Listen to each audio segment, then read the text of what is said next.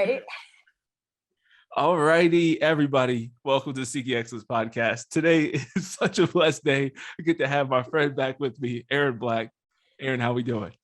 We're doing good, Nathan. Thanks for having me back. Great. Oh, always a pleasure. Always a pleasure. Yeah, it's very fun. I've done a number of like repeat guests this year. And so it's always really fun. I think you have it's a little bit easier. You got the chemistry kind of going already if you've already recorded together before. So it's really nice to deal with people you've recorded with before. So thanks for coming back. Yes, thanks for having me. And as we were just talking about before this, you've done the most prep for anybody's ever done for me on a podcast. I never come on and I didn't have to take a word for the podcast outline today. You did it all. Yes, I'm just really amped about every time coming on here. So it's just going to be a lot of prayer and just had to give it to you. Love to hear it. Yeah, I think we have 4 podcasts in this, if I'm not mistaken, because this is it's a 30 to 45 minute read with your notes here. But like, is he getting my future book or is he getting a podcast? Right. Yeah. This is a great book outline. I would give you that. Thank you. Thanks so much. Yeah, but it makes it easy. We can do part 2, part 3 to this one, right, in the coming months. And that's the mindset. That's right. So how about any updates you want to give, any big life updates since the last time you were on the podcast? Let's see. I'm still in my 3rd year as a focus missionary. So that's been great. I think one that we can share in is we both got a puppy. That's right. we both got a puppy, and that's been the crazy. Joys and struggles of having a puppy. Yes. So I got a new puppy. Her name's Darby. She's a German Shepherd. Love it. She's great, but she's crazy. So I feel that. Yeah, that's a big one. It is. And what do you feel like? What has been maybe a surprise, high or low, of puppy ownership? Puppy life. Let's see. High is just puppies are just so cute. Not to sound like, but they're just so fun, and like training them and running around with them and all of that. But the low is like they're literally all over the place. So you gotta be on your toes. I have 2 other dogs too, so getting them all to like each other is a whole nother thing. But it was cool. It was like a grace, not to stretch this with the whole dog mom thing, but it's like it really was like toddler, like trying to do work, and then it's like, oh, get off the fireplace, stop eating that. Like, right. Just different things like that. So it's fun. It brings energy to the house for sure. Yeah, it is. I always say it's kind of like a training wheels for parenthood. It's obviously much less significant. It's much less substantial.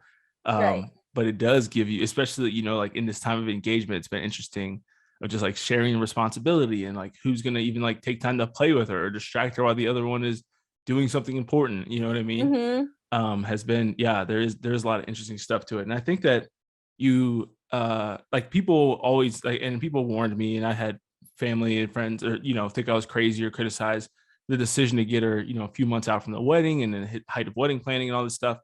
But like, it's amazing to me. My biggest surprise, I would say, has been, and this is not a podcast about puppy ownership, even though it's turning into one.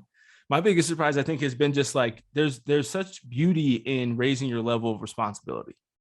Right. Mm-hmm. And even all the things I told you before, trying to write a book, trying to do 100 podcasts, trying to do all these other things, like it is frustrating at times, but very rewarding and just fruitful, I would say, to have to stop and take her out or to have to stop what I'm doing.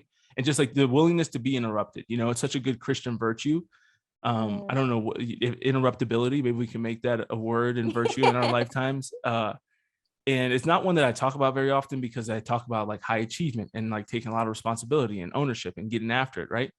But there is something to that. And I think that that's one of the biggest differences between secular excellence and Catholic excellence is you have to be willing to be interrupted, to be willing to stop and talk with the homeless person or to stop and talk with people after mass and to make space for those things, to make space for surprise stops and adoration on your way home from whatever it might be, from work. Right. Just because you feel the calling. And she's really trained me in that, I'm walking by and if she's laying down, she rolls over, you know what I mean? And she's like, how about a little love, give this belly some attention. And it just brings me joy, even if I'm busy, even if I'm flustered, most of the time, obviously, we're still working and growing on patience, but that I think is like a beautiful part to it, that a lot of and I think it's been beautiful in preparing for family life, preparing for marriage, that the people who thought it was crazy or a stupid idea didn't understand, and how much more Luna has helped me to be prepared, I think, for marriage even. Yeah, it might sound silly, but it is real Yeah. preparation. And I love that letting your life be inconvenienced. And that's such a Yeah. quality of Jesus. It's such a quality of him. So, and Exactly. even how he pursues our hearts, like, will we allow the Lord to inconvenience us? So, yeah. really And there's, and not just that too, but you have to be willing, if you have a busy life like we do, like you have to be willing to inconvenience other people too. You know what I mean? Which is just part of, like, even when you have kids, like part of why people don't have kids. Well, who's going to watch me? Like, you have to have this kind of like village mentality and build a community and develop the friendships and stuff that are going to help you when you're gone, or when, that was one of our biggest things, is like, who's going to take care of during the honeymoon, or I travel, you know what I mean, for work and to speak and stuff. And it's like, who's going to take care of the dog? And it's like, well, we have to get that in place first. Like, don't be, irresponsible with it. But at the same time, like, it's okay to ask a friend to do that you would watch theirs. You know what I mean? You would go back and forth and you rely on each other and you share that responsibility and that burden. I think that's so important. And we have to grow in that too, the willingness to inconvenience others, because there's no living the Christian life without inconveniencing other people or without being inconvenienced yourself. And if you get angry and impatient every time it happens, then you're not doing this thing right. Amen. So I don't know where that came from. I just want to ask you about your puppy. But thank you for sharing and getting me on my soapbox about dog ownership and being inconvenient. So, since you created this, why don't you introduce the topic to us today, Erinn, of what you'd like to talk about? Thanks. Great. So I've been on a high with honesty and just this whole concept of healing in itself as an umbrella term, but the first step being honesty with ourselves, and just how that is the catalyst into so many aspects of healing. And that is the building block that we have to jump off of before we enter into anything. So, yeah. That's awesome. Yeah, I think it is so important, and that's I guess that is kind of the theme of today's episode is, talking about things I don't normally talk about. And I think that healing is one of those things that gets often forgotten, I often will tell people, that in the midst of all the things we have going on, there's certain responsibilities that you can't stop while you're trying to treat your wounds, right? Like, you still need to continue praying. You still need to continue to show up for your family, for your work, your responsibilities, your big and little vocation, big V and little V vocation. But it doesn't mean that it's not important, right? And it doesn't mean that once that battle is over, I always use the war analogy, right? Like, if you get shot in the leg, first level of aid is always self-aid, right? So like, you put the tourniquet on yourself and you can keep fighting, like you do that. And that's when you're in the midst of battle, you're getting shot at. You can't expect things to just stop and halt and stop your whole life for that, right? So if you're in medical school, or if you're in, if you're deployed in the military, or if you're just, a focus missionary, or if you're working any job, right? Like, anything that we're doing that like has value and matters, which is most of us and pretty much all of us, right? You might have time periods like Christmas break, or like the summer break maybe, or for me, like, I had a good time off during Christmas break, where you can do like concentrated periods of focused healing and really slow down and focus on yourself and your relationship with God and allowing him to heal you. But it doesn't mean you can just stop. But I don't talk enough about what it actually looks like to stop and heal. Right. Yeah. And it's the importance too of, like, it can't be put on the back burner. I think often there's this misconception that it's like, oh, it will just happen. Like, I'll just be healed from these things, or I'm fine. And it's just not true. Like, it's to actually capitalize on places where there is more concentrated time. Like, yes, there's day in and day out places and things that we're committed to, and there's going to be natural healing in itself through that, but doing things that are intentionally coming towards your healing and not avoiding it. And I think that's like the whole honesty part too. I love how you used a war analogy, because that's something that I talk about too. It's like, if a soldier doesn't aid to their wound in that moment and they just ignore it, they're gonna die. Like, just bleed out. If there's just a denial of what just happened in the wound that you're experiencing, you're gonna die. And I think that's often what we do for many reasons, which we'll dive into in the podcast. But if you're bleeding out and you deny that you're bleeding out, you're still gonna bleed out. 100%. Yeah, it's just a reality. And yeah, it's such a big deal. And I think men obviously are especially susceptible to it, I think, but both both sexes do it, ignore their wounds and just continue to live on. But it is just, yeah, it is just that foolish, to just like ignore it and keep moving. And it is like, I mean, it's funny because like even talking about this, like the idea of healing and wounds, all this stuff, like gets me like mildly uncomfortable, and I feel like I've read about it and talked about it and thought about it a lot. And it's still like, even just like talking about it with you today, gets me like, yeah, just like mildly, I like kind of don't like it, um, but I also think that there's this need to, but I view it as that like true masculinity or true Christianity, like you take the courage to face those things. Me not liking it doesn't mean I'm not gonna acknowledge it. But the other thing that I thought of when you just said it too, and I know you probably will agree with this, feel free to not, but a lot of times we can learn to do that on an individual scale from the communal scale of our families. So like families who have a lot of shit going on and like things are just like rugged and they just like sweep it under the rug, and like people come over, they go out to the grocery store or whatever, and it's like everything's fine.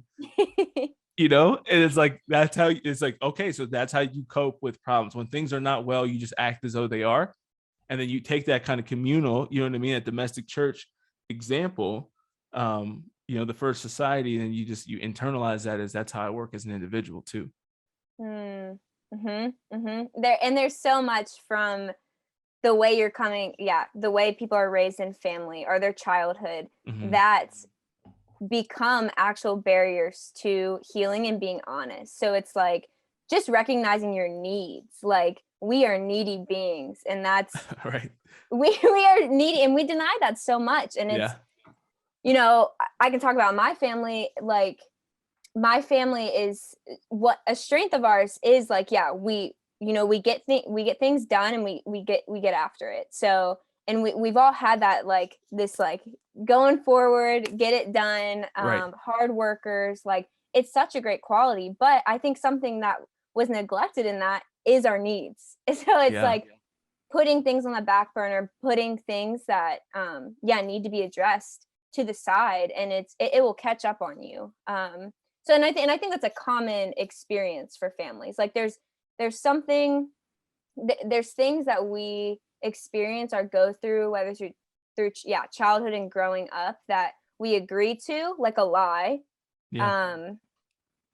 For example, I can't be needy, and then so many things start from that moment forward. So it's like, and you're building so many things off of that very lie of I can't be needy. So that's like a whole, there's so much in that. But just focusing and looking at the ways that we numb and cope with things and how we defend that too.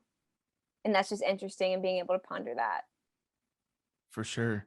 Yeah, it is. And I mean, I know we've had some good conversations about that in our, familial experience and stuff like that. And maybe we could talk about this a little bit later, of just like, I'm curious to hear your thoughts and to hear what you're willing to share of like the courage it takes to bring that up. You know what I mean? Like bring that up to your family and talk about those things. But first, I think we should go back into the denial, and some of the notes that you have here on denial, I think are really good. And I love the scripture verse that you shared. Do you want to read it, or do you want me to? Yeah, I can read it. So for denial, it's denial just being a protection mechanism. And again, like we were talking about before, it's if we don't look in the face what's actually happening, it doesn't disappear. So the scripture that I was praying with this is Matthew 7:24-27. And it's, everyone then who hears these words of mine and does them will be like a wise man who built his house on the rock. And the rain fell, and the floods came, and the winds blew and beat on that house, but it did not fall, because it had been founded on the rock. And everyone who hears these words of mine and does not do them will be like a foolish man who built his house on sand. The rain fell, the floods came, and the winds blew and beat against the house, and it fell, and great was the fall of it. And I just think that's so piercing for me, and this image that I pray with often of healing, and just referencing like excellence. Like we have to be honest about the foundation that we are building on. So healing is like building a new home. It's like you've yeah, you said yes to this plot of land, you're building a new home, and you have to be honest about the conditions of that land in order to build a foundation on it, to build a life. So, and if not, there's going to be long-term issues. There's going to be unnecessary pain. There's going to be a shaky foundation. And I was asking, my brother builds houses for a living, and I was like, what's the number one thing you have to do? And he said the first step is you have to survey the land and make sure it's buildable. So the builder, being God, he's surveying our land, and he's doing whatever he can to make that land ready to build a home on to eternity. So it's like, in a very real way, it's like we're testing the soil to make sure it's not contaminated. We're cutting down trees and digging up roots of stumps that aren't supposed to be there. We're seeing the elevations of the land to make sure it's grounded. There's a bunch of things before the first step of laying the concrete, which is the most foundational part of your life. So honesty is the beginning, and we have to start there. And if we're not honest about that, everything falls, just like scripture said. Right. Yeah, it's so powerful. And I think you start to realize in that too, that like a denial of your wounds is really just denying yourself the grace of God and the power of God in your life. You know, it's similar to two analogies that come quick with that are like the denial of sin in your life. You don't go to confession, and so you don't receive God's mercy. Or if you think about like the time, when Jesus was walking this earth, like if one of the blind men or one of the deaf or one of the lepers had been like, no, I'm fine. Like God didn't go around forcing his healing upon people, and he doesn't do that today either. And so walking around like, no, I'm fine, I'm good, whatever, is one of the things that is really, it's so wild how like it can be really prideful and selfish. And I think, with our experience of being in your 20s is such an interesting time, right? Because you get to see a lot. You're still like, your childhood's still fresh enough that you can remember a lot of the stuff. And you're also becoming an adult and forming yourself in those years, typically between 18, 25, 18, and 30, where you're going to become the husband, wife, father, mother that you're going to be. And so those of us, I think there can be this like animosity almost always for those of us, who have taken the time to try to heal a lot of our wounds. And then you experience or see, it could be parents, it could be grandparents, aunts and uncles, friends, parents, many adults who are 50 plus who have not taken the time to try to heal from their wounds and have just walked around in denial, and frankly are pretty massive assholes in some capacity. And you're like, you don't have to be like you did. This is avoidable. You know what I mean? Like that is, to me, is one of the most difficult things to face with family members, friends, friends, parents, and watching them get wronged and deal with all this stuff. When you're talking to your friends and people you love, or even just people on the internet, you know what I mean? Like when people DM me on Instagram and will share their family struggles or whatever it is, it's like, man, like people don't have to suck that bad. And especially people who are in the church, like, you hear these healing stories, these miracles that God performed, and you see them since then are still happening to this day, physical healings and miracles, but also people who are drug addicts or had severe depression or were suicidal or were alcoholics or whatever, you know what I mean? Anger management issues that have just been transformed. And it's like, why could that not be you? There's this sense of pride, either thinking that you don't need it because you're good enough, or that like you're so special that like God wouldn't take the time to heal you. And like, it's like, dude, you're not special in either direction. You know what I mean? You need to just embrace it. And it's so tough, and it's such a sensitive, it's such a sensitive topic too, because it's like there's such a stigma tied to, and that's been like softened nowadays too, but especially for older generations, like there's such a stigma tied to like needing help or like needing someone, and the neediness. Just I think neediness is a huge, just going back on that, but like neediness is a huge thing that's been stifled. And so it's like often these concepts, because we sit with that, it's like, why do people not seek healing? And it's like these very set in the ways are like shame, like just extreme shame.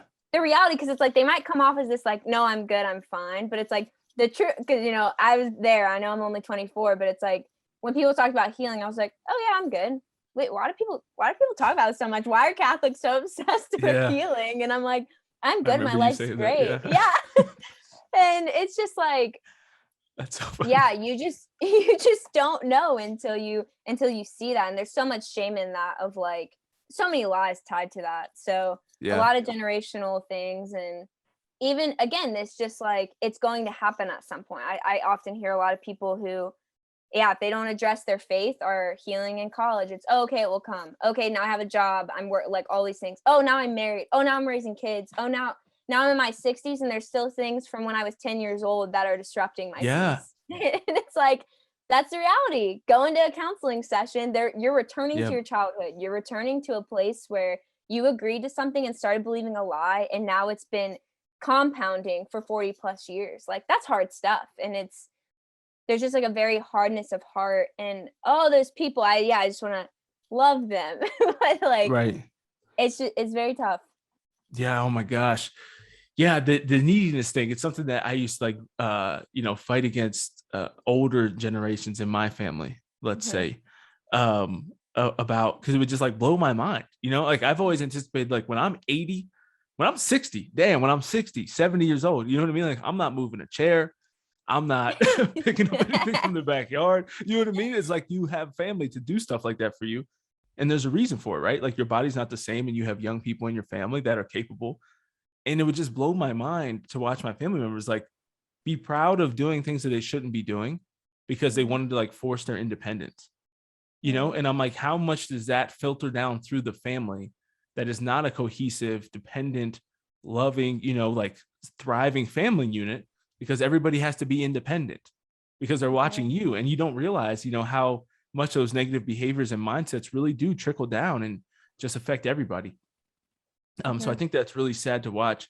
But the other thing that you made me think of too is something that I try to stress in the realm of seeking excellence that I don't think I hit on enough is like, we have to have different heroes for different areas of our lives, right? And you and I and many others like us are trying to be the type of people who can be role models in every area, right? But the truth is that that doesn't really exist, like, on a large scale out there in the world for good Catholic young adults to look up to older Catholic people who are crushing it physically, professionally, family-wise, spiritually. You know what I mean? Like, it's not really out there. And so I think one of the issues is, especially this is definitely especially for men, speaking from the male perspective, is you start to fall in love with your David Goggins and your Jocko Willink, and you know what I mean? And it's like, just go, man, just F it, just stay hard. You know what I mean? Like, be tough. And it's like, all of that is necessary and good. But I also know that Jocko and David Goggins recommend that their friends go to counseling, the friends who have PTSD and things like that. Like, they don't say to just suck it up all the time and then off yourself in 10 years. You know what I mean? Like, they truly encourage people to go seek the help they need, but not just them. You don't hear that stuff a lot, but then you also have people like Jordan Peterson, who I adore, you know what I mean? And really love. And that's what he does for a living, is meets with men and women, you know what I mean? As a psychiatrist, and does cognitive therapy. And like, that's really powerful too. And so you have to kind of take and shape your whole worldview, not just from one or two people who are living a certain lifestyle, might be very, very different from you and have very different backgrounds, but actually try to seek it out and figure out, how can I take the good from each of these role models and these leaders, and kind of have my board of directors, if you will, of like distant mentors who are forming me, but not go too extreme in the one area that I start to neglect the foundation, like you said, and allowing God to really shape me. Yeah, and that just paints the picture of what we are made for, which is community. Like, we need others. It can't just be, oh, this is going to be me and God. Go to Genesis, one of the first things he says is, man can't be alone. And that's real. That echoes now. And we need other people to walk with us in this, especially with healing. Because in my experience of entering into healing, like, I cannot be honest with myself by myself, because I only know a certain way. So I need a best friend who's gonna love me with charity and call me out in places that I need to. I need a counselor who's going into the psychological parts and naming things for me. I need a spiritual director who knows my story and is like, allowing me to see how I'm projecting these things on the Father. I need a community that I can lean on in these places, that are going to hold me accountable, that are going to love me with charity. That's like a safe space. We need the actual safe space of being weak, of being able to look these things in the face, of struggling, of suffering, or nothing's going to change. So and that's my heart does go out for like older crowds who like that's maybe not as like accessible, or even just like coming into like young adult, like it's like there's a lot maybe for college, but I think there's a struggle overall in the church of like the group of like 20, 25 to as old as you can get. Like yeah, no, for sure. So, there's like this subconscious block for a lot of older people that keeps them from actually seeking it out.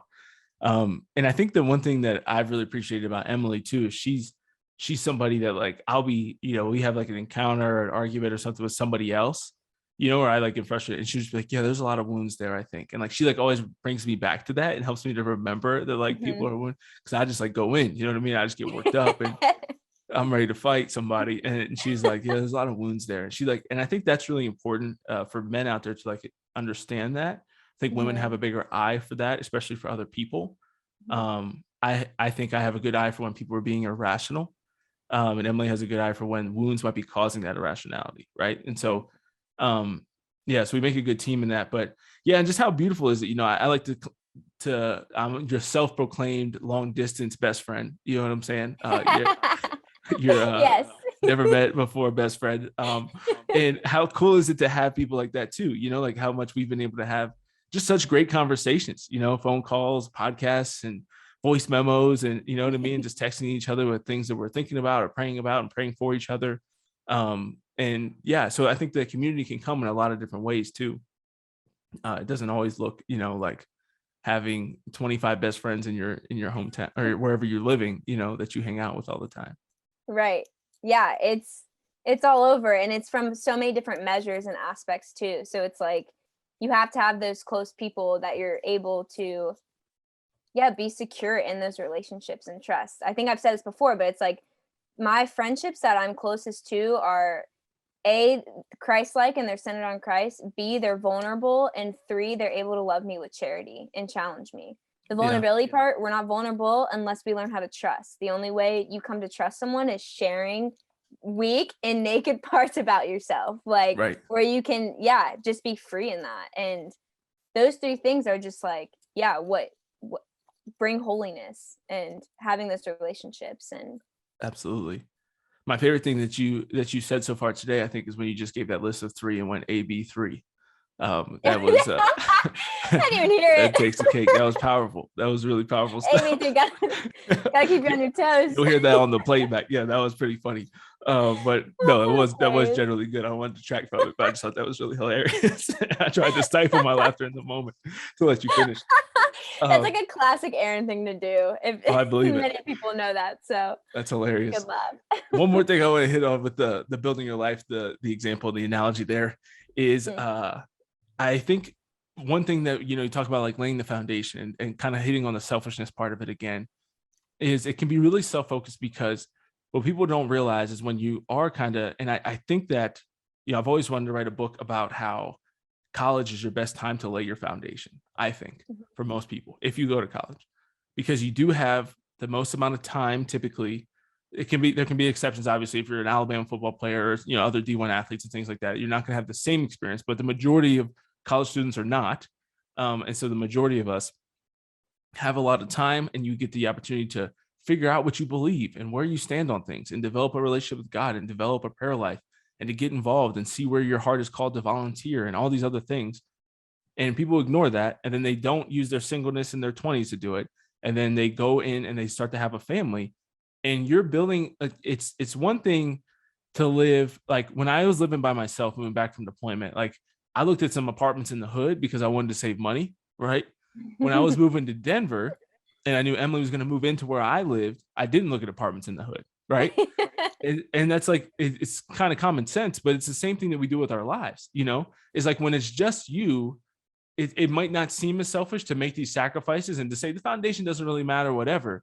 But what we fail to inform young people about is that foundation that you start to build your house, you don't get a new plot of land when you get married.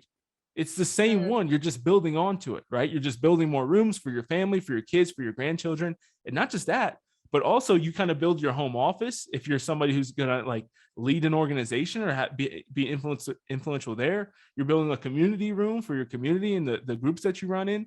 Every sphere of influence that you have is built onto this foundation that you've laid out. And if it's shit, it shows, right? That's a good, if it's shit, it shows. I like that.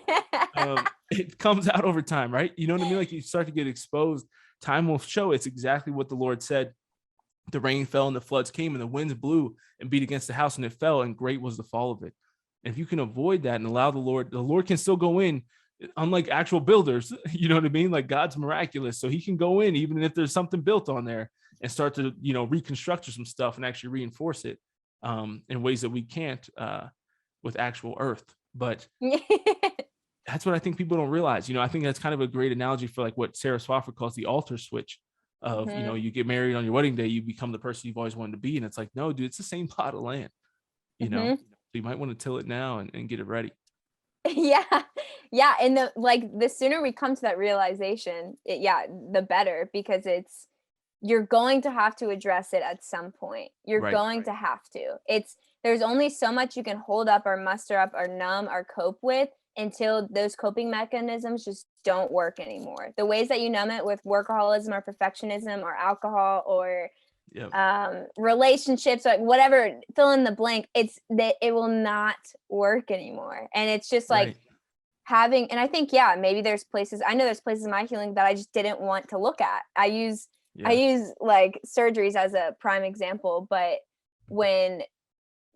so I had ACL surgery. When you come out of ACL surgery, you get maybe like one day of your leg going straight, and then they put you in this bending machine and your leg has to bend. And it's like, you really don't want to do that because it's painful. But if you don't do that, there's going to be scar tissue that starts building. And the worst case of that is you have to go back in. So it's like going through the pain of that at the beginning of letting your leg be moved so that it's not prolonging the pain. Same thing with getting the stitches out. It's like, I'm scared of blood and stitches. And it's like, no, don't open it. And it's like, no, but it's going to get infected if you don't take it out. And we're like, no, let's just hold it like another week. And it's like, no, but if we don't do this in this step, it's going to get worse. Bad news bears. Right. And we often do that with the places in our lives that we're struggling with. And what makes it worse is when those places, whether relationships, our work, our career, popularity, whatever that blank is, gets affirmed. Oh, it's even worse. Because it's like, oh, now I'm getting affirmed for the thing that is actually killing me. So now I really don't know. And when that's unpacked, I mean, it's tough. Like hard to look. It takes a lot of courage and honesty to look that in the face. Right. No, absolutely. Yeah, no, it's so good. And I know you have plenty of surgery analogies because you get surgery like every 6 to 8 months. Right. I've known. Even on track. What I've known about you. You get surgery, like at least twice a year. You know, where you feel like you're falling behind in some capacity. That's hilarious. I love it. I remember, I leaned on you and asked you about that when I had I'm about 4 days away from my year anniversary of my one surgery. Wow, we're at a year. That was fast. It was, right? Yeah. A lot has happened. It flew by, but crazy year. Go ahead. I was just going to say, I keep making the joke that I have to get my surgeries in now before I get kicked off my parents' insurance. So gotta knock out what I need to do. That's awesome. Yeah, you gotta know the deadlines on those things, Oh yeah. Get it in while you can. That's hilarious. Yeah, I want to do a podcast here soon on like lessons that I learned from the last year of going through it and recovery and things like that. Because there's a lot. Teaches you a lot. For sure. Yeah, praise the Lord for the beauty that can come through suffering. Yes. Amen. It's great. But yeah, I love, so the next point you talked here about justification. And I think justification is interesting because it can kind of come from both sides, right? So you can either justify it, at least I'm not as bad as this person, or you can be hard on yourself. So that's kind of the easy on yourself, but then you can be too hard on yourself too and be like, what you went through wasn't that bad. You know what I mean? Like it could have been this much worse. So if this person and other people are fine, like you should be fine.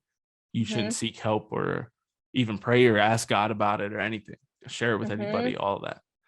It's a dangerous one because it's a double-edged sword. It's exactly what you said. Like Satan just loves that of like, oh, relax. Like it wasn't that bad. You're crazy. Like what you're going through isn't that much. Or it's the justification of, oh, well, at least I'm going to mass, but I'm late every single time I'm going, or at least I don't dress like she does, but like, or at least just whatever it is, we can do so much and live in that hard denial and just be in the excesses and just be hurting ourselves even more. And I think the deeper of that is like fears. So there's so much fear under why we justify. That is, justification is a fruit of fear. So it's like, what is the fear of that? And I mean, there's a laundry list of things of why we do that, but right. Yeah. 100%. I've always loved the saying that we are great defense attorneys for ourselves and great judges for other people. Mm-hmm. You know, and we love to just justify and defend ourselves. We can find any excuse to, right? And that's something that I've seen a lot too with these adults that I've witnessed in my lifetime who have not treated their wounds. They become great judges of other people. Mm-hmm. Some of the great gossipers that I've known in my life, or the most easily frustrated with other people, tend to be the people who I have identified and can tell that there's some serious ish going on behind the scenes that they have not taken care of. Mm-hmm. You know what I'm saying? And I think that it's not a coincidence that those two things often ride together. Right. Yeah. And like paying attention to yourself speak, because I was totally in denial about like, oh, I don't do this as I'm doing it. And it's like, just, I mean, that really came to light being in a relationship, and very grateful for that. But just how easy it is to justify, how easy it is to, if you pay attention to my day to day and just how many times I use that, it's like, oh, wow, there's something underneath all that. Like there's a reason I'm saying these things are like being an exception in some sense, where it's just like, where is the denial coming from there? Like, what is keeping me captive of like, what shame, what hurt, what pain am I still, because it is a numbing mechanism. Like justification is this numbing mechanism. And I think all of our numbing mechanisms are at the root of that. It's like misery. And we often don't like looking our misery in the face, but that's like sin and like our suffering and stuff is the access for Jesus to our misery. But it's like what we do with that, because we're free to just keep, you know, protecting that, or it's like, we give this to you. Right. And that's difficult. Yeah. And I think, you know, with what you just said there too, of like, what's causing me to act like this, or what's causing me to feel this way. What I love about that, and what's really almost like this oxymoron in that, is that you can almost be selfishly or self-focused. It's not selfish, but more self-focused in like your pursuit of healing, because you're like, I just don't want to feel like crap anymore. You know what I mean? Like, I just don't like getting angry. And like, that's something that I've seen in family affairs with myself and friends, and, you know, all types of different people that I've encountered, is like, sometimes when you see somebody who just like lashes out, right? Like they just get really angry and they're a freak out person. It's like, that if you've ever done that, you know that it's like not an enjoyable experience, right? Like one of the main reasons I left my house when I was 18 and went to college, and one of the main things I wanted to focus on was my anger in relationships, anger in friendships, anger towards my parents, whatever, because I was like yelling and all that. Like, it's just not fun. You know, like in the moment you feel like, oh, I'm getting it off my chest. Like you feel like you do feel a little bit better temporarily, but then afterwards you're like, I said things I shouldn't have, you know, like I don't really like being that person. You know that God's not pleased with that. I forget, there's a great scripture quote about like the anger of man does not bring forth the glory of God. I can't remember exactly how it goes. But I just remember being really impacted by that when I read it. Maybe I'll Google it and try to find it. But I was just really moved by that. And even if you don't know, the scripture says that, like, it's not really complicated. Like anger is one of the 7 deadly sins, you know what I mean? Like for a reason. And I think that we don't realize that people don't want to be that way, you know? And so if you can, Emily talks about this sometimes, because I share about like in Love and Respect, I think it is, or in For Men or For Women Only, like one relationship book talks about how a lot of times for men, yelling is like the female equivalent of tears, you know, because like I don't cry very often. And so like when I start getting more stern or more frustrated, like that's like my expression of like, I've been hurt, you know, by Emily or by somebody. Like I just don't, like, she cries. That's like her go-to. And Emily cries at like a you know, a well done commercial. We'll get Emily, you know, at least tearing up. So you gotta be wary, you know what I mean, of times, and cautious of how you approach and address those tears, because sometimes they come a little too quick, you know what I'm saying? But I digress into saying that basically, you know, you just have to recognize though that like even you know, men who do lash out like that, or women who lash out, like nobody enjoys that. and to actually take that and to try to respond. What I'm saying with the whole men and women thing is what Emily tries to put forth too, and what the book says is that like to try to respond to a man's anger with compassion rather than just more anger or more defensiveness, or because like women have the benefit of like their form of expressing their sadness or hurt with tears usually does trigger, not always, but usually triggers more compassion than it does more anger. And men have the opposite. So whether it's a man or a woman, just treating both and addressing, somebody doesn't want to be freaking out or cussing somebody out, like even strangers you see acting out, it's like they don't want to be that way. If they knew there was another option, they might take it, they might not, but even if they choose not to, there's still subconscious wounds and things like that that are keeping them from seeking out the healing and things that they need. And so it's either ignorance or wounds that are typically keeping people wrapped up in vice and sin. Totally. And our response to people's woundedness is so important, probably even more because it's like they're already suffering. Like there's an external response to something interior that's happening that they are suffering with. So like the way that we respond to that is crucial, because that's like, again, how things compound. Because it's like, say, your 10-year-old self does something and your parent says, oh, you're too emotional, you're too needy. Oh, great. Yeah, you're right. And then you live your whole life like that. And then you're wondering, again, it's like you're wondering why you're struggling with this at the age of 45. And there is such I'm not learning too of like how to respond to people in those places in sensitivity without compromising truth, but like seriously showing compassion to that person. I don't think people wake up and are like, let me just go be an ignorant, angry person today. Right. That's my goal, or like, let me just like, do these drugs or do this coping mechanism or sleep with these amount of people like for fun. It's like those people that they're not doing this for the fun of it. Like, there's an inherent, it's not like an intentional plan, it's like I want to be miserable. I'm how trying can I maximize that? Right. And even if they don't see it, that doesn't mean that like we should not be looking at them with the gaze of Christ. And it's just, that is what changes people, to like actually look at them and be like, hey, I love you, and I actually see you. It's Samaritan woman. It's Jesus shows up there and he says, give me a drink. He doesn't say, man, you got a lot to work on, I'm gonna sit here and heal it or whatever. He says, give me a drink. I want a drink of this place in your life.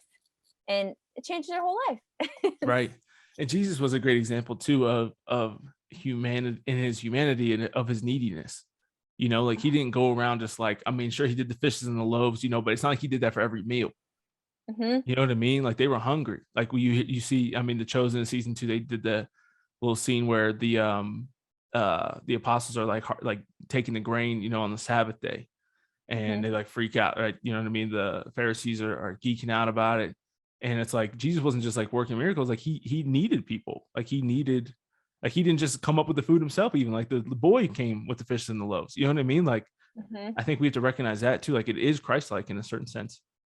But one thing you hit on there, I want to ask about, how do you go about, and I'll give an example too, to give you a second to think about it, is how do you like strategically or intentionally be compassionate without compromising the truth? Because I love that you mentioned that there. And I think it's so important, obviously, right? Like you can't, because that's what people do. People go into one of two extremes. Either they let people walk all over them because they're just filled with compassion and they think they're very compassionate and selfless, but they're actually just letting people like remain hard-headed or in vice or sin. You know what I mean? Or people have no compassion for others and they're like solely truth, and it's like facts don't care about your feelings all the time. Which is not a great way to be in a relationship. And I don't think that even Ben Shapiro takes that home with him. You know what I'm saying? Like I think within the walls of his home, he cares about feelings and facts. I think he has to, or he probably wouldn't still be married. And so I think it's really a difficult thing for people to think about, of how do I, show this compassion while also being truthful. And I think for me, one of the like practical tips that I think is really important is to always ask the follow-up question, always seek to actually strive to get to the root of the problem, and not just responding and trying to be right, And so the mature person can take the bird's eye view and step back and look at somebody who's freaking out and be like, why do you do that? You know what I mean? Like, what got you to being that angry? what is something that I might have done that got you this angry? Because I'm not going to have this conversation with you if you're yelling at me. You know what I mean? But I do want to know if I've done something that hurt you that has caused you to lash out like this, or what in your past or what in your life is going on right now that's got you this stressed out. But just so you know, like at the same time, like going forward, like you're not like, we're not doing, like I'm not doing this, you know? And I think it's been something that's really interesting. Emily and I talk about a lot, is like people have a lack of willingness and a lack of courage to stand up against bullies. And one thing I loved about my dad, even though we've had some issues in our time for sure, and I think there was some lack of self-awareness on this at times, is he would always talk about how he hated bullies. Like he got bullied as a kid and he hated bullies. Anytime I had any issues at school, like my dad was ready to fight everybody. You know what I'm saying? And so, yeah, I think there was some, like I said, some self-awareness and stuff in there in certain situations that lacked, but it's something that I do have like very passionately within me, and something that helped me to stand up against him at a certain point in my life. So we can have the relationship that we have now, to be like, I'm not going to get bullied into doing whatever anybody wants me to do, you know? And we see people getting bullied by the left in politics and in social things and in culture. You get bullied by secular people and secular workplaces to do things that are against your conscience. And at home, we get bullied by our families into going into career paths, or to staying quiet, or to just suffering wounds or getting yelled at. And I chose to not tolerate that anymore in my life. And I'm like, there's no exception, not in-laws, not my parents, not a friend's parents, not a boss. There's no exception that's going to break that. You know what I mean? But anyways, I just said a lot of stuff, but what do you think? Like, how have you kind of grown in your ability to express both truth and charity and compassion? Yes, I love that. And I think you hit it. It's seeking to understand. Well, seeking to understand and hear the fullness of the story. Yeah. And I think that's something that I actively try to pursue, and what I've experienced is like sitting and seriously looking the person in the face and not coming in with any type of agenda. They already know that they have this issue. They already, like, in some capacity they do, and it's like being able to ask questions and point out the things that they're sharing. Like, yeah, it sounds like this is a restless life. Like, it sounds like you're really struggling there, and this coping mechanism isn't changing anything. Do you think it's changed things for the past 10 years? Do you think life is different? Do you think it's healthy, what you just said to me? And not in tone, and I mean, everything matters. It's a very sensitive, like, for sure, your tone, and not like a coddling way. Like, it's a consoling way, like Jesus does. He doesn't coddle us. Coddling would just be like, yeah, him again going back on John 6 and being like, oh, just kidding, I just want you the approval, and let me, yes, my babies. Yeah, but right. it's this consoling of like, he stayed true in what he said, but like he's gonna hear you out, and like, yeah, Jesus, this is really hard. Like, yeah, or he's like, yeah, I know. And be able to see that. So I think the difference between coddling and consoling, and something that I think you're very good at, as I hear you speak, and what we've spoken about before, but is boundaries. And I think that's something I struggle with. It's something I'm coming into. I think often men, like in my relationship, my boyfriend Connor, really good at boundaries and like knowing those places. And then I'm more on the other side of like, yeah, this compassionate understanding probably gets walked on more, and learning. And it's like the integration. We need both. Right. So, and yeah, I think it's more of a feminine heart on this side and masculine, definitely. but we need the complementarity. So yeah, I'd say boundaries is super important. You cannot console others in their healing and woundedness if you first and foremost do not do that for yourself.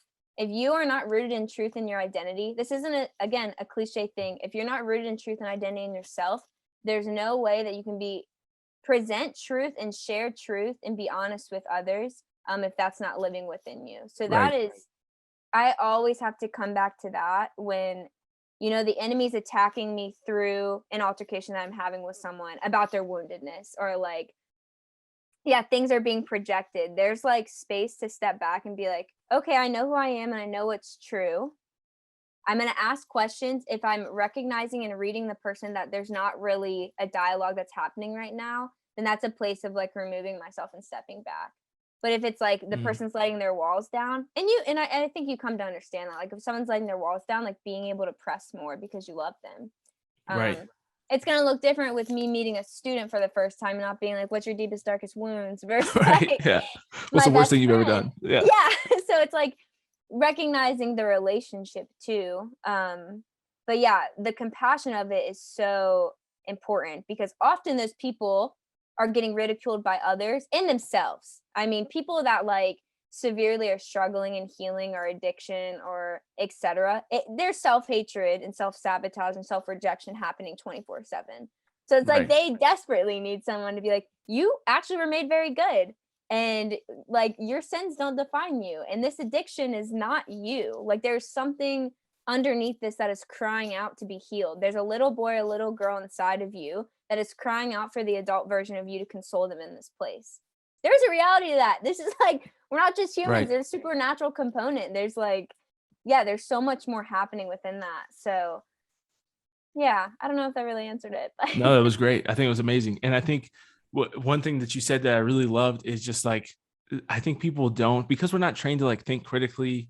And when people aren't trained in philosophy as much and stuff anymore, people don't realize the value of the Socratic method, which is, the way that Plato wrote about philosopher Socrates and all of his conversations. If you go back and read them, and I'm still kind of a nerd, and sometimes I enjoy reading. I got my like Plato reader and like all my books from my philosophy days, and I enjoy reading them because it's like Socrates was just so good. I mean, like I can't explain to you how much that man changed my life when I would just like witness him, like through reading. And Dr. Mike Miller at Mount St. Mary's, who I loved, taught us this, that he was just like so good at asking people questions that were somewhat leading, but were just genuine questions. And they weren't leading in that they were like just looking for a yes. You know what I mean? Like because I think that can be kind of manipulative at times. You know what I mean? It's a good like sales technique, right? We always like want your buyer to say yes. So it's not, I don't think it's immoral to do that, but to ask open-ended questions like you gave examples of, and to really ask them and just go off of whatever those are. And it's kind of like playing chess, right? Like you're kind of leading somebody to like see and kind of like reveal to themselves. It's the way the best teachers teach, right? Is to not just tell people what to think. You tell people where to look, but not what to see. You're not telling people what to think, but how to think. And you're leading them on that journey of like exploration of the truth. And it's really, really powerful.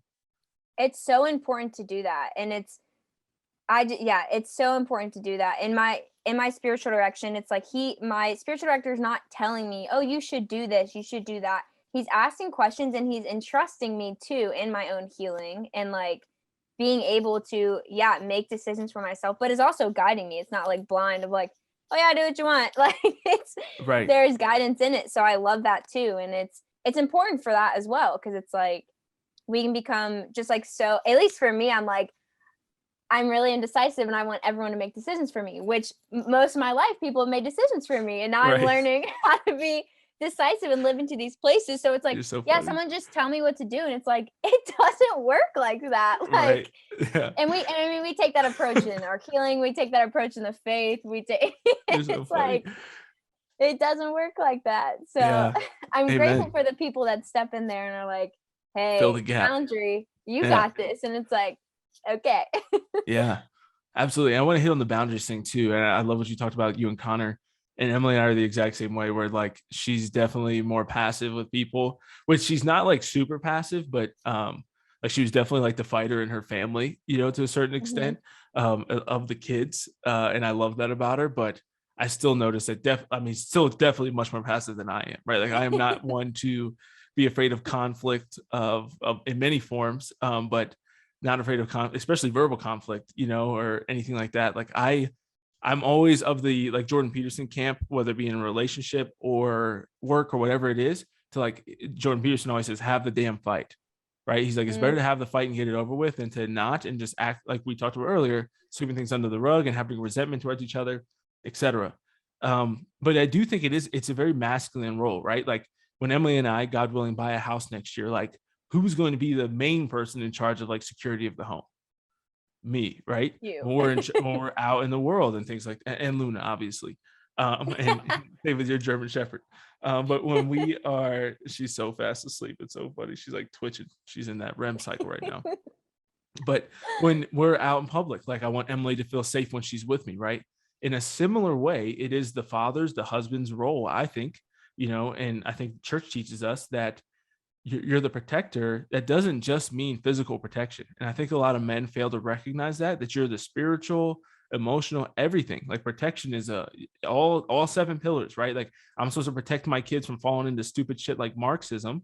I'm also supposed to protect my kids from being emotionally hurt, emotionally abused, or being physically abused, or being manipulated by teachers at school, whatever it might be, right? Like I'm the protector of all their whole person, right? The same thing goes for Emily.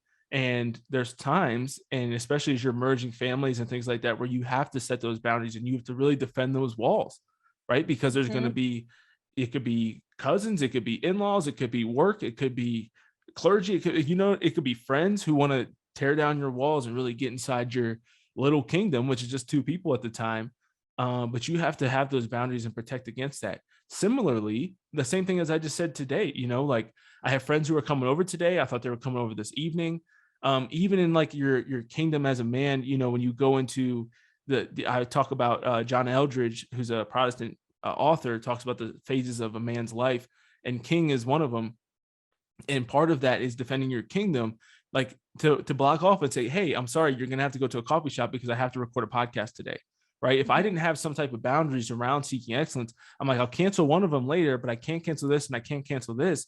It would just never happen, and I get frustrated with myself still when I don't uphold those boundaries as much as I should, because I'm still not, I could be still even further ahead on the podcast and in my writing if I held my boundaries more, which is something we're all growing in. You have to have compassion and patience with yourself, but just understanding how important that is for every role, every good purpose, every good thing that you have is going to be attacked. And Satan will use other people, even people who love you, to try to tear down your walls and your boundaries in ways that will really be very detrimental to your life. But I've just seen it in so many friends where it's like their dad took their physical protection very seriously, but would not protect them against embarrassment or social suffering or difficult situations or emotional abuse and things like that. And it's like, you're a coward. That's not masculine. It's not virtuous. It's not holy. It's not Saint Joseph like. It's not Christ like. It's bad. Like, it's just, you can be a very bad father even if your kids physically survived and were fed and had a home to sleep in. Amen. And it's the scripture verse that's coming to mind is wisdom is mightier than strength. Wisdom is mightier than strength. And just, there's a totality of protection that you're talking about in this masculine heart. And I just love what you're saying. It's like the kingdom and like the men like defending, like the castle and protecting it. And like what I pray with is like the garden within my heart. And it's like the Lord's building a fence right now. And just like the boundaries within that, but it's boundaries create freedom. They would create freedom. And it's like, again, back to the topic with it. It's like, if you don't have honesty within yourself, you can't create boundaries. You can't actually be true to boundaries either. It's going to be super painful. And that's something I'm experiencing now because I come from having no boundaries. I don't know what boundaries are. When I'm reading the boundaries book right now, it freaks me out. That's right. And it's a learning game whereas like, Connor is like very good in this place and it's giving him a lot of freedom, and that's just a complementarity, but it gives it's just so necessary to have those and to learn how to stay true to boundaries in your life in all areas. I just loved everything you said. And there's so much easier to set in the beginning of a relationship, whether that be romantic, friendships, familial, you know what I mean? Like, and you have to know that. And it's so powerful when you know that from the beginning, because it's just so much easier. If the first time somebody steps across, steps out of line, you're like, dude, we don't do that here. You know what I mean? Like, we're not gonna tolerate that going forward. You have to have that, and you'll have people who don't have boundaries. Sometimes will try to talk you into, no, just let it go, or just be passive with it. Like, it'll be fine. Like, it was just once, and it's like, nah, dog. Like, we're gonna have this fight. We're gonna have this conversation because this shit ain't happening again. You know what I mean? And I think as you start to develop them and you come a long way, you do start getting, when your boundaries have been devastated and your walls torn down and destroyed by other people, you have to rebuild them. You know what I mean? By the grace of God and with God's help, like, you get more protective of them. And you're like, no, like I built, like, this means something to me and I'm going to defend this. But so I want to give you, obviously, if you have any last things to say. I know we just are reaching an hour now. So I love how much we have left to go through because we definitely have more podcasts in us, that's for sure. So I'm really looking forward to that. But yeah, any last comments or thoughts you want to share before we close? Yes, I would love to do a whole different podcast on boundaries in itself, but just in closing, I wanted to make a point on, like setting up boundaries and people that don't have them, of like, it's gonna hurt. Like there's gonna be pain in that. And it's for anyone who's listening to this and is entering into honesty with yourself and entering into healing, there's probably boundaries that you're gonna have to set up. And there's gonna be people that aren't gonna like it. There's plenty of boundaries that the Lord made, that Jesus made himself, that people did not like. And it was not out of a place of anything except love. So it's like letting the Band-Aid be ripped off, then letting that boundary be set, and not go through the stumps of like, okay, they were hurt, and then another step, and then okay, I have to set a boundary, and just hurting yourself more. Stay true to the boundary that you set. And freedom will come from that. It's a place of love. And for all those who are having boundaries set and it's pressing up against you, because I used to be in the camp of boundaries are mean and they don't do anything good, and how could I ever do that? Surrendering that to the Lord, asking what's hurting there, and like coming to the place of that person's intention and why they've set the boundary that they are, because it will free you too. Whatever the Lord's willing in our life, he's willing in those around us. So I'd say that's the last words of boundaries and honesty. That's great. You're amazing, my friend. I really appreciate you coming on with me again today, and look forward to doing more together in the future, as always. Yes, excited to do it. Thanks, Nathan. Yeah, you're great. Well, thank you everybody for listening today. If this was helpful for you, please share with a friend or somebody else you think might benefit from it. Want to encourage you to do that. And you can sign up for our newsletter where we recommend great books like Boundaries that Erinn mentioned today, and many other resources that are helpful in just really seeking excellence in every area of your life, and want to encourage you and help to inspire you and equip you with the things you need to do that. And so that's the best way to stay in touch with us and to follow along with everything. And same with subscribing to the podcast and following us on social media and all that kind of good stuff. So thank you again for listening today. Continue to fight hard to be your best.